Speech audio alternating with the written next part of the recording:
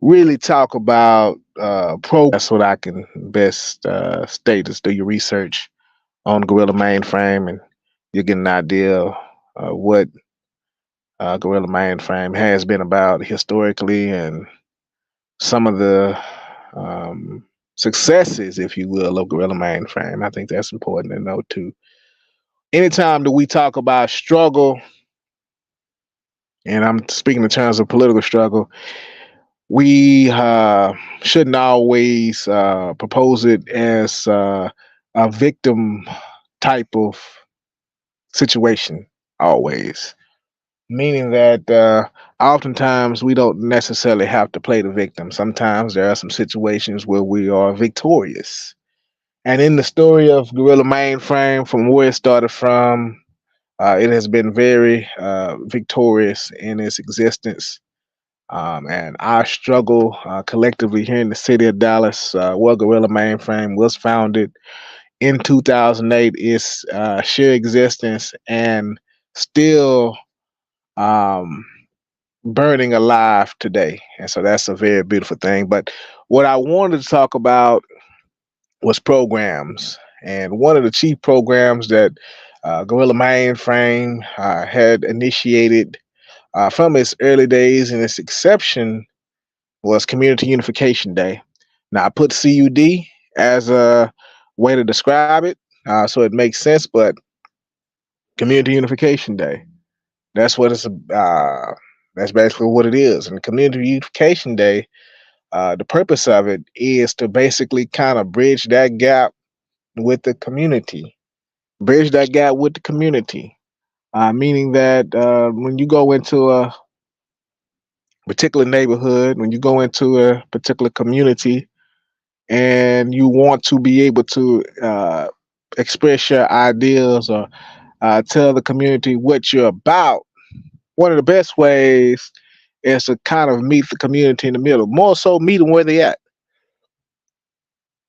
So in particular, we did this in Highland Hills in 2019 um, in the Greens apartment complexes. And if you from Dallas or you know anything about Dallas, you know Highland Hills got the greens, the browns, the pinks, and the whites.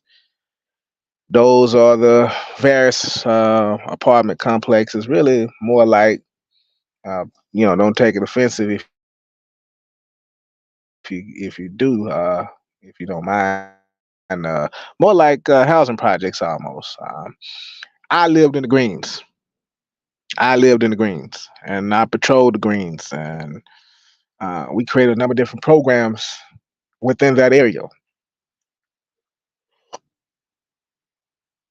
The chief thing that we wanted to do, we wanted to bring some safety within the community, some feeling of safety in the community, and something that we felt like may not have existed for some time. We don't claim to have solved all the problems within the Greens or in Highland Hills in general. We just say that we are part and parcel of the solution. So one of the many tools that we used was Community Unification Day. And in Highland Hills, we would get folks like Brady Harper, who at that time was a part of BEM, Black Empowerment Movement, who's now a part of CIVN, Commissaries Very Necessary.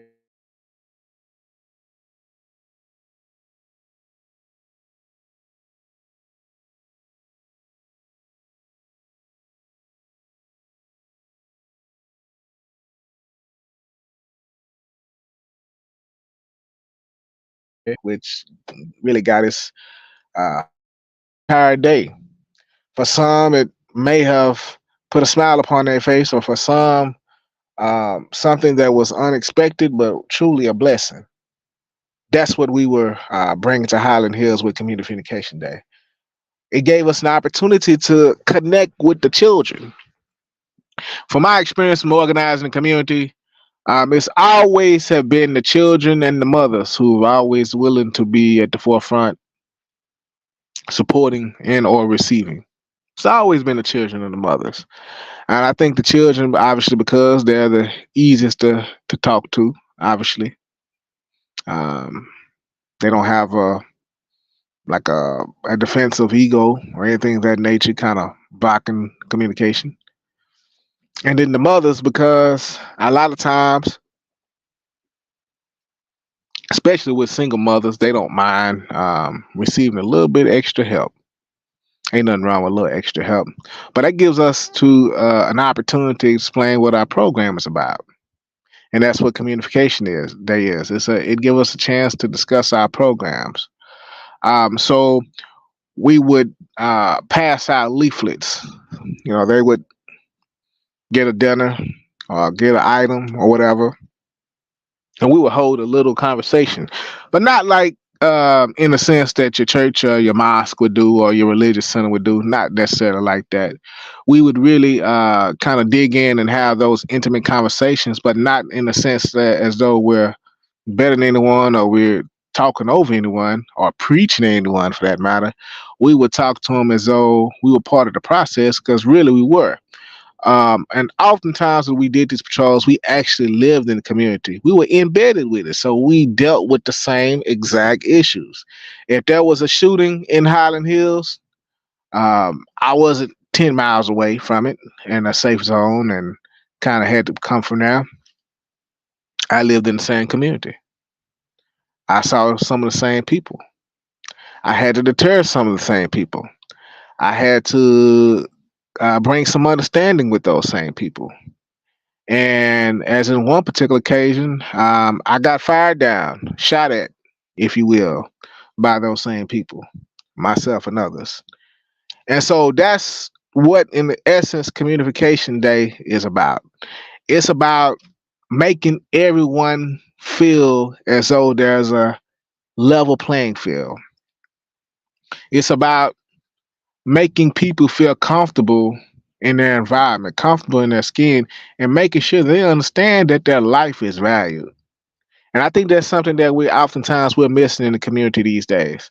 We don't think that our life is valued. And so when we first did the first Community Unification Day way back in 2004, November 23rd to be exact, 2004, we wanted folks in Oak Cliff to know that we cared, that we understood. And politically, we realized that black folks, especially black folks, but colored folks as well, people with some, some melanin, if you will, need to feel as though not only are they engaged in the process, but they need to feel as though they are determining their own destiny.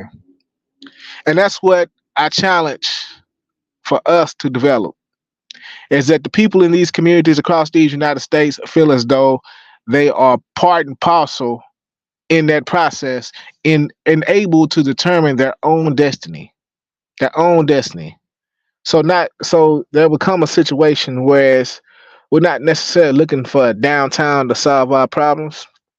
Everything that we got in need, I think that you may got a little bit over there, and I got some over here. And sometimes in a situation that allow itself, I could put a little bit of what I got, you put a little bit of what you got, and we solving the problem. And so the community patrols we did was never about proving how gangster we were, or never about trying to intimidate nobody. Cause those same guys in Highland Hills in 2019 and in Pleasant Grove in 2007 to 2009, all of them had weapons. All of them had guns. They could have very easily shot us down, and they probably could have got away with a lot of that sort of thing if they would have tried it. Speaking in terms of legally, but they realized this. They realized we was just like them. In most situations, we was in the same age range as them or younger. We lived in the community. We was embedded in the community. We was not an occupying force. That wasn't our thing that we was trying to do. It was not an occupying force at all. That was not our goal. That was not our objective.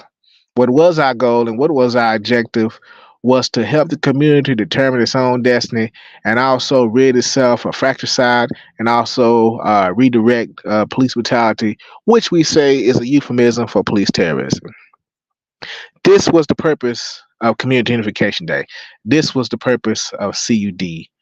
I'm hoping that across these United States of America, wherever you at, wherever you may be, that you can develop a similar type of program within your community that could rather elevate your community and boost the confidence of those that's within your community so that we can make uh, all of us have a better reality.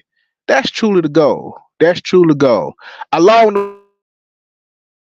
the way, you run across some obstacles.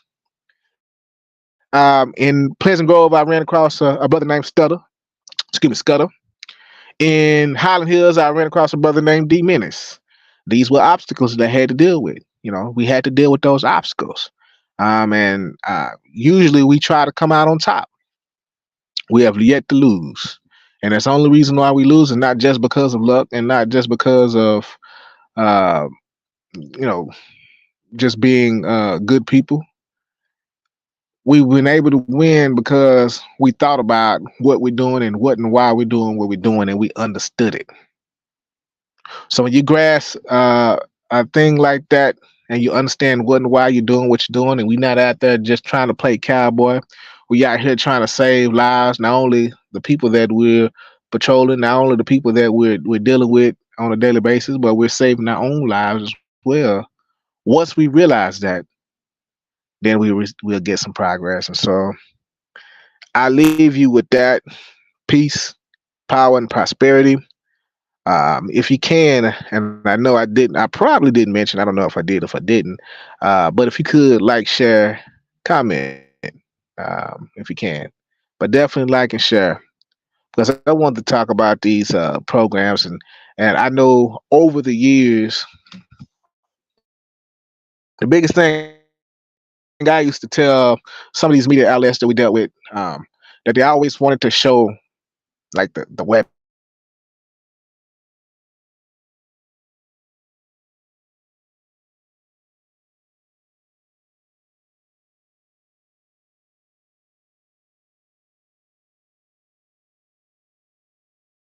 that stuff. They would see as or political tools.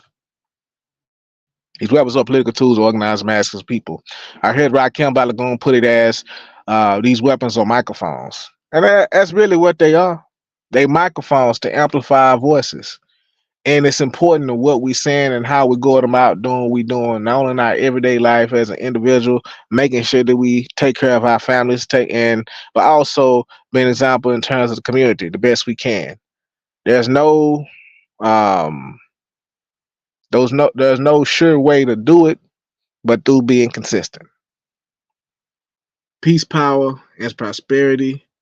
Um, send you can cash out me if you want to support the platform. Cash App CMB Dallas, or you can like, share, and comment, and that'll be just the same. I thank you for your time. Peace.